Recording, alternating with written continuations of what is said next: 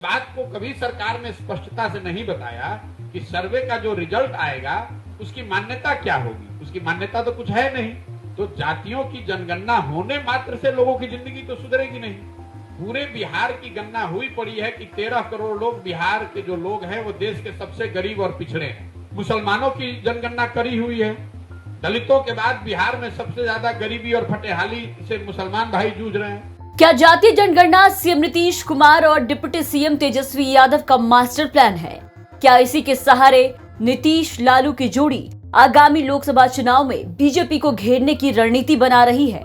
ये सवाल उठ रहे हैं प्रशांत किशोर के हालिया बयान से, जिसमें प्रशांत किशोर ने नीतीश लालू के प्लान को जगजाहिर कर दिया है कि आखिर क्यों नीतीश कुमार अचानक जाति जनगणना कराने के पीछे पड़ गए। प्रशांत किशोर ने समस्तीपुर में एक बयान दिया। जनसुराज पदयात्रा के सूत्रधार प्रशांत किशोर ने जातिगत जनगणना पर बिहार सरकार को घेरते हुए कहा कि जो लोग जातिगत जनगणना करवा रहे हैं उनको समाज के बेहतरी से कोई लेना देना नहीं है। जातिगत जनगणना तो अंतिम दांव खेला गया है ताकि समाज के लोगों को जातियों में बांटकर एक बार फिर किसी तरह चुनाव की नैया पार लग जाए। प्रशांत किशोर ने समझाते हुए कहा कि सर्वे और जनगणना में आसमान जमीन का फर्क है। सर्वे का कोई लीगल एंटिटी नहीं। सरकार ने इस बात को कोई स्पष्टता से नहीं बताया। सर्वे का जो रिजल्ट आएगा उसकी मान्यता क्या होगी? इसकी मान्यता तो कुछ नहीं। आगे क्या कुछ प्रशांत किशोर ने कहा है वो सुनिए।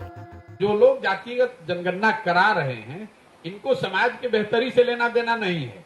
ये तो एक अंतिम दांव खेले हैं कि समाज को फिर जातियों में बांटकर एक बार किसी तरह चुनाव की नैया पार लग जाए। भाई जातिगत जनगणना पहले तो आप 18 साल से सत्ता में हैं, आज क्यों जातिगत जनगणना करा रहे? 18 साल से आपको याद नहीं आ रहा था? दूसरी बात, अगर जातिगत जनगणना आप करा रहे हैं, जनगणना आपके विषय का, राज्य सरकार का विषय ही नहीं है। आप जनगणना नहीं करा रहे हैं, आप सर्वे करा रहे हैं। सर्वे करा रहे हैं। जनगणना तो केंद्र सरकार का विषय है और सर्वे और जनगणना में जमीन आसमान का फर्क है, क्योंकि सर्वे का कोई लीगल साइंटिटी नहीं है। इस बात को कभी सरकार ने स्पष्टता से नहीं बताया कि सर्वे का जो रिजल्ट आएगा उसकी मान्यता क्या होगी। उसकी मान्यता तो कुछ है नहीं। कुछ जानकारी तो सर्वे तो राज्य सरकार कभी भी करा सकती है। और अगर मान लीजिए आपने करा भी लिया, अगर उसको लीगल साइंटिटी मिल भी गई, तो जातियों की जनगणना होने मात्र से लोगों की जिंदगी तो सुधरेगी नहीं। पूरे बिहार की गणना हुई पड़ी है कि 13 करोड़ लोग, बिहार के जो लोग हैं वो देश के सबसे गरीब और पिछड़े हैं। ये तो जानकारी आपके पास है, इसको काहे नहीं सुधार रहे? दलितों की जनगणना तो आप आजादी के बाद से कर रहे हैं, उनकी दशा आप क्यों नहीं सुधार रहे हैं? उसके लिए आपने क्या किया? मुसलमानों की जनगणना करी हुई है। दलितों के बाद बिहार में सबसे ज्यादा गरीबी और फटेहाली से मुसलमान भाई जूझ रहे हैं, उनके लिए आपने क्या किया? तो चुनावी रणनीतिकार प्रशांत किशोर के हिसाब से जातीय जनगणना जेडीयू आरजेडी का चुनावी दांव है। प्रशांत किशोर ने साफ शब्दों में कहा कि नीतीश कुमार और लालू यादव ने बहुत सोच समझ कर ये फैसला लिया।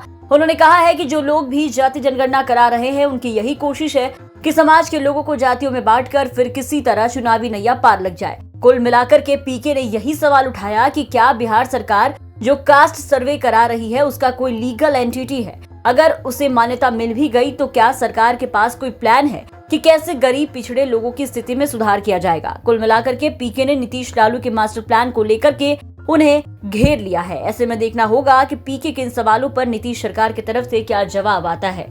समस्तीपुर से जहांगीर आलम की रिपोर्ट, बिहार तक।